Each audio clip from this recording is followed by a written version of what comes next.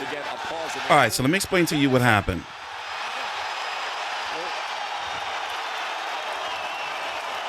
And I'm going to show you a slow motion replay. See, Robeisy just stopped. I think he might have got his jaw. I don't want to assume, but it might be his jaw broken. He got his jaw broken. No, actually, he had his orbital bone broken, pretty much right under his, I believe it was the right eye socket. And it's the type of injury that fighters have described as, you know, pretty much blinding you. We've seen in the past that it puts fighters on a pretty long layoff. Billy Joe Saunders got his eye broken by Canelo Alvarez. Here it is. Oh, wait, we just seen. Kell Brook got his eye broken. Both of his eye sockets broken, one by Golovkin, then the other by, now look, watch how it's going to swell up. Now look right now. And it's going to swell up. He got his eye socket broke, meaning Kell Brook by Golovkin, and then Errol Spence. Now, here's the thing. It can be argued, and we're going to try to find the cards, that he was winning the fight. So look, it's swelling up. It's swelling up. It's swelling up. Now, it's one of those type of injuries where you don't want to fuck around with because you can lose your eye and lose your sight. You know, so you want to get that taken care of, like, immediately. And from my understanding, it's a painful, long process. Pushing that he's dirty on the inside and follows through with his elbows. I was literally just about to quote that when all of a sudden he flat out stopped and quit, and it's a TKO victory for Rafael Espinoza, Timmy. And no matter how you slice it, it is a quit. I'm not going to say it was an elbow. I know it was a straight right hand right down the middle. Here's the replay. Took a right hand right and to then the just eye. waved it off himself. And the way it's swelling, yeah, right to the eye. That's a straight right hand right to the eye.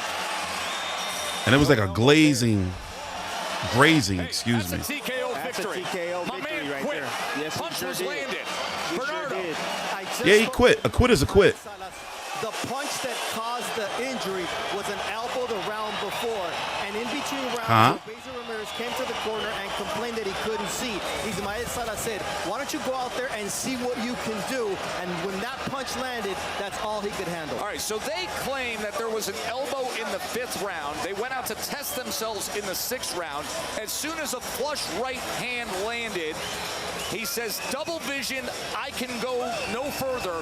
TKO victory, Espinoza. So he's saying that it happened before, but that right hand is what caused the swelling, as we can see. We just saw it in real time. So here's the thing. Rafael Espinoza is good. You know, I'm going to say this. Maybe because it's late. It's 2:30 in the morning right now, December the 8th. When I'm recording this, UFC done went off, and this event ended probably a couple hours ago. Not even a couple hours ago. Probably like an hour and a half or so, give or take.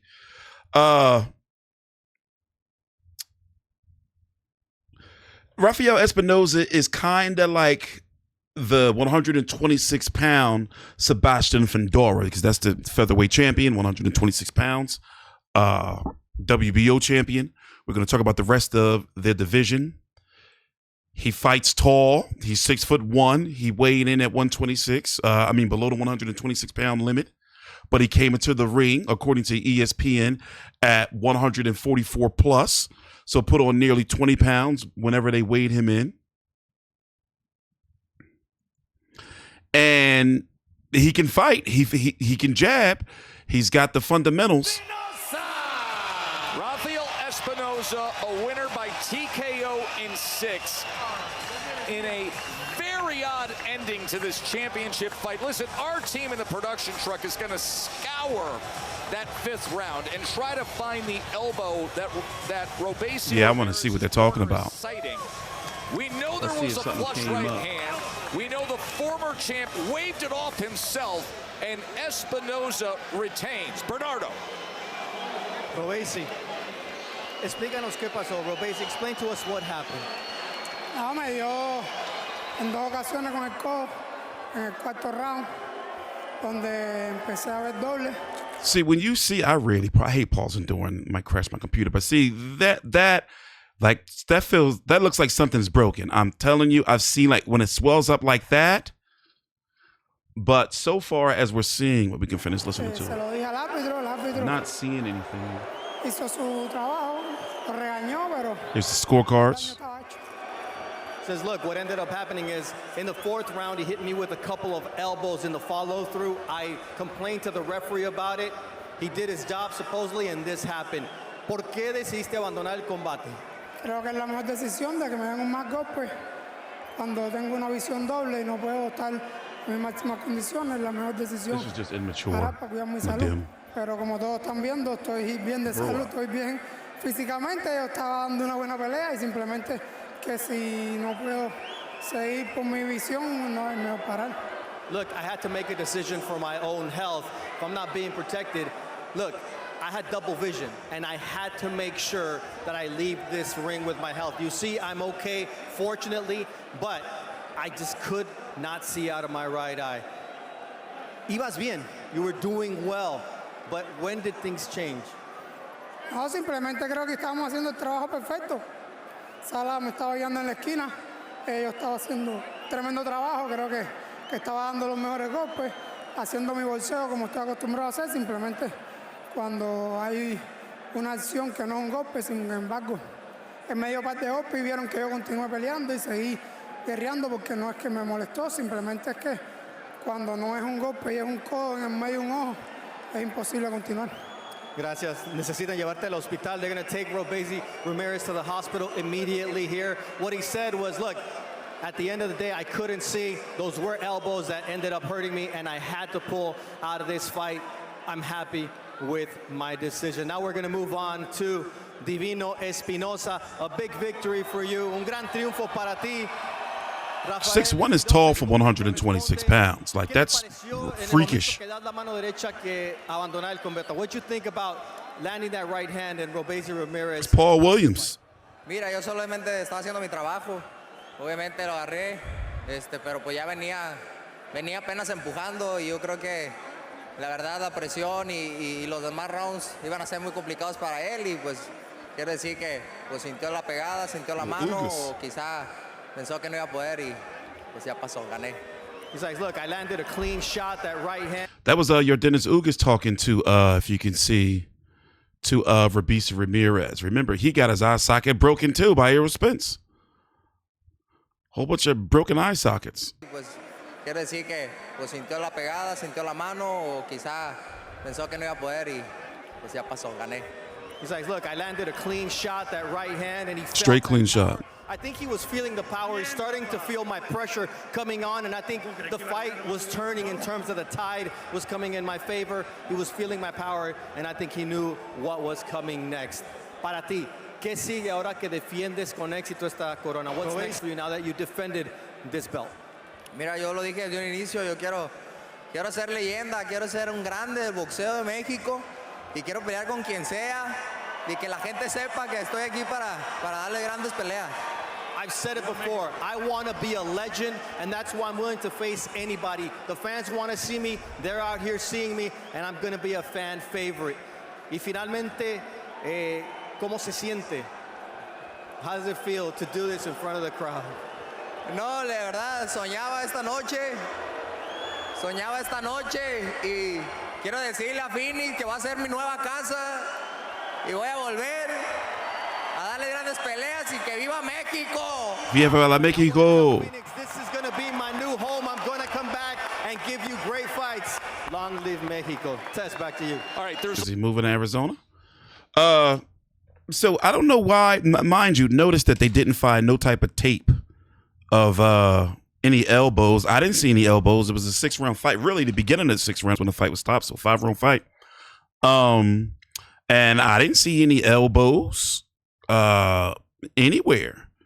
And I'm sure ESPN, they would have showed it to us if they did. But no, that was a punch because we saw exactly when it got swollen, when it swole up. Let's see what's here. Okay, so there's a little elbow, but that's a push-off elbow, not enough for the eye. So, okay, let me hear what they're saying here.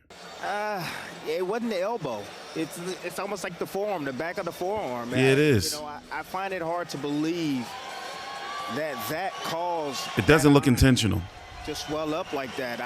I'm sure look, that right hand that landed can do that type of damage. Test. All right, let's get into the bigger picture here. And Timmy, I say this. So yeah, we saw it swell up. Go to the beginning of the video. I showed as much as I could because Top Rank likes to copyright me like it's candy. But looking at the division, the 126-pound division, Brandon Figueroa and Stephen Fulton are going to be fighting on, what's that, February the 1st? On as the chief support to that not so good card, in my opinion, outside of the main event. With David Benavidez and David Morrell. I like the main event. I like Brandon Figueroa versus Stephen Fulton too. It's just that the other two fights, Isaac Cruz against Angel Ferrero, I'm not a fan of that. Or the other fight on the card with Jason Rosario and Jesus Ramos, not a fan of that. Nick Ball, who did Nick Ball fight last? Ronnie Rios, he's the WBA champion. Beat Ray Ford. A lot of people thought he should have beat Ray Vargas in Saudi Arabia. Angelo Leo, former Stephen Fulton opponent, in an upset, one of the knockouts of the year against Luis Alberto Lopez. He's the IBF champion, and as you can see, Rafael Espinoza is the WBO. People are calling for WBO. People are calling for Rafael Espinoza to fight O'Shaquie Foster if he moves up, or Navarrete. But to be honest, I think the Shushu fight makes sense. Will he take it, though? Will it be a bigger money fight to fight Carrington or possibly fight another Hispanic Mexican, in Navarrete? So who do you think would generate more money? O'Shaquie, Emmanuel Navarrete, or Carrington? And if I was to put it in order, I would say Navarrete, maybe Foster, and then Shushu. But we'll have to see how this plays out. TstreeT Controversy with Fight View 360. Let's go see what Oscar Valdez is doing because I already know pretty much the result. But I got to go watch the... see, look, this is the punch. And he started swelling up immediately. You saw the swelling in real time. So I can't see I didn't see an elbow. He gonna swell up in real time. And it's gonna wham. And it was stiff.